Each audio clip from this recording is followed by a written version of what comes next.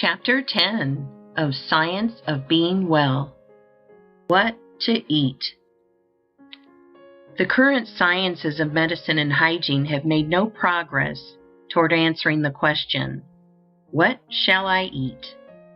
The contest between the vegetarians and the meat eaters, the cooked food advocates, raw food advocates, and various other schools of theorists seem to be interminable, and from the mountains of evidence and argument piled up for and against each special theory, it is plain that if we depend on these scientists, we shall never know what is the natural food of man.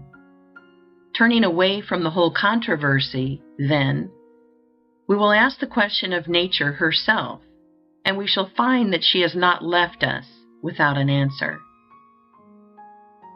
Most of the errors of dietary scientists grow out of a false premise as to the natural state of man.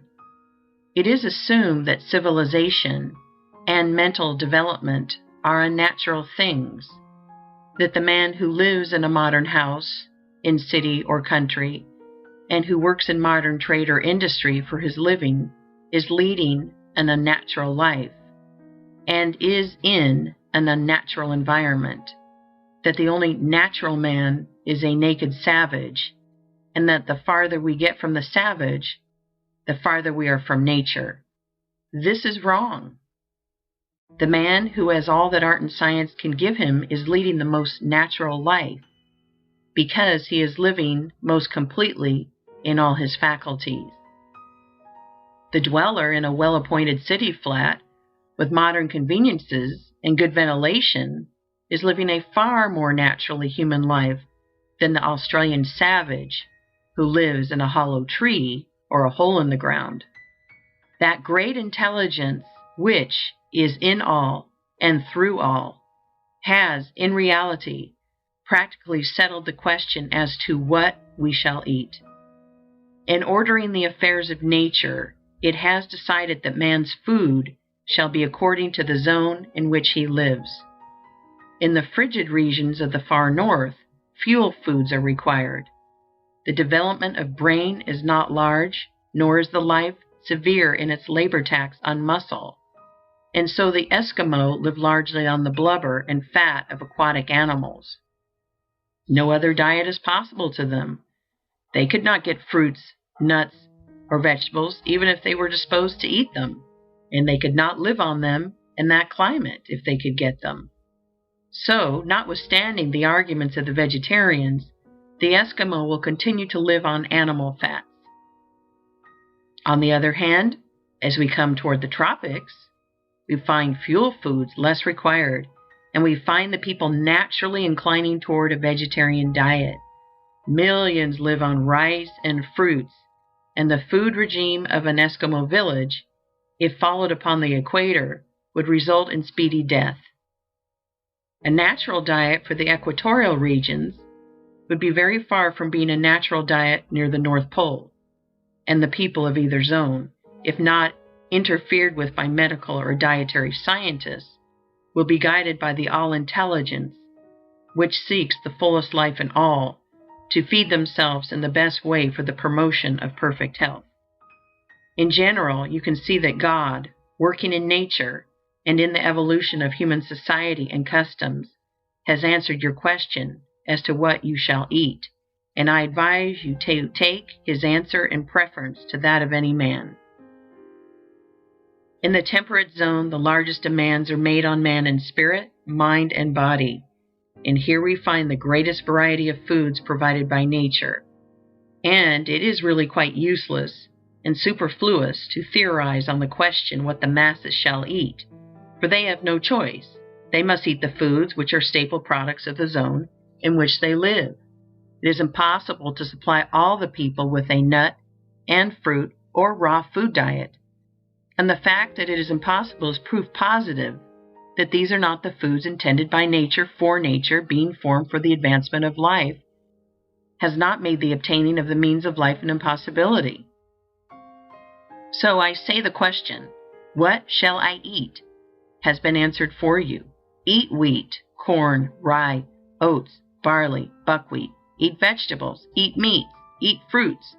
Eat the things that are eaten by the masses of the people around the world. For in this matter, the voice of the people is the voice of God.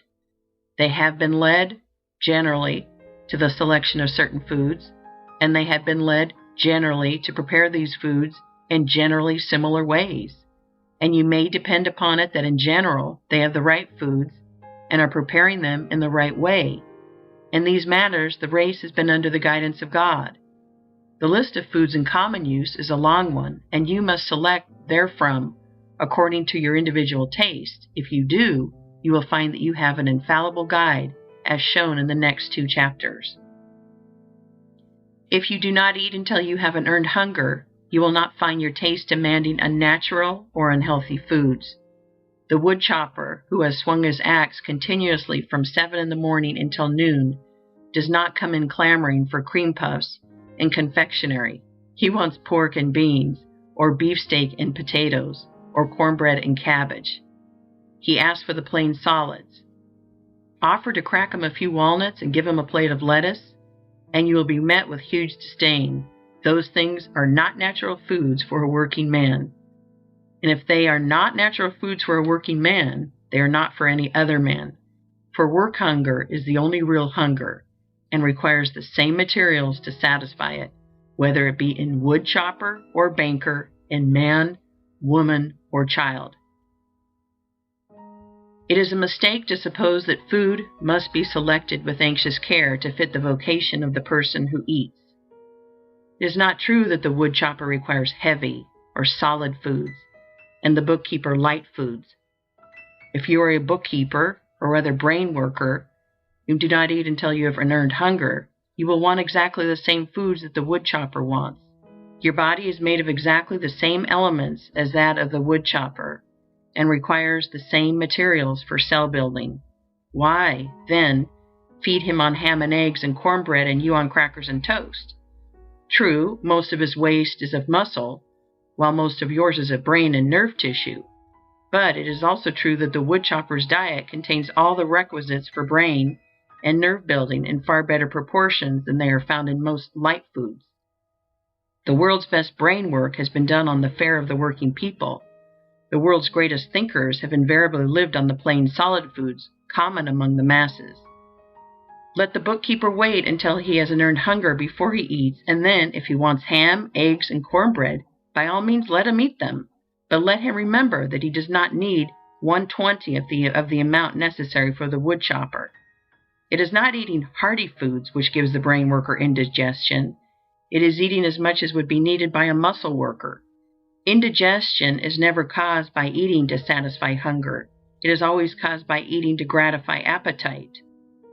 If you eat in the manner prescribed in the next chapter, your taste will soon become so natural that you will never want anything that you cannot eat with impunity, and you can drop the whole anxious question of what to eat from your mind forever, and simply eat what you want.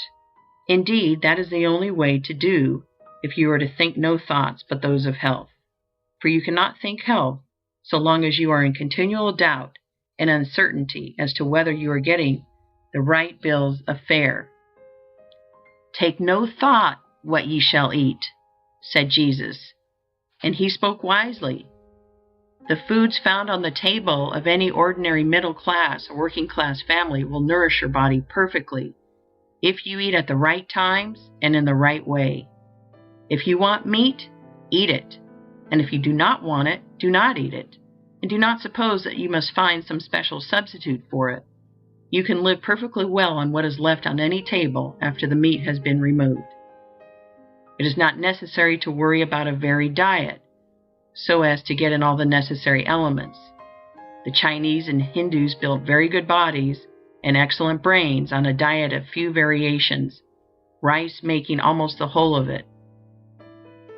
The Scotch are physically and mentally strong on oatmeal cakes, and the Irishman is husky of body and brilliant of mind on potatoes and pork.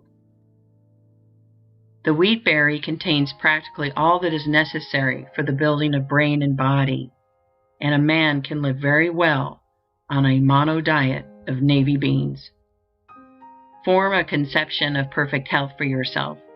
and do not hold any thought which is not a thought of health. Never eat until you have an earned hunger.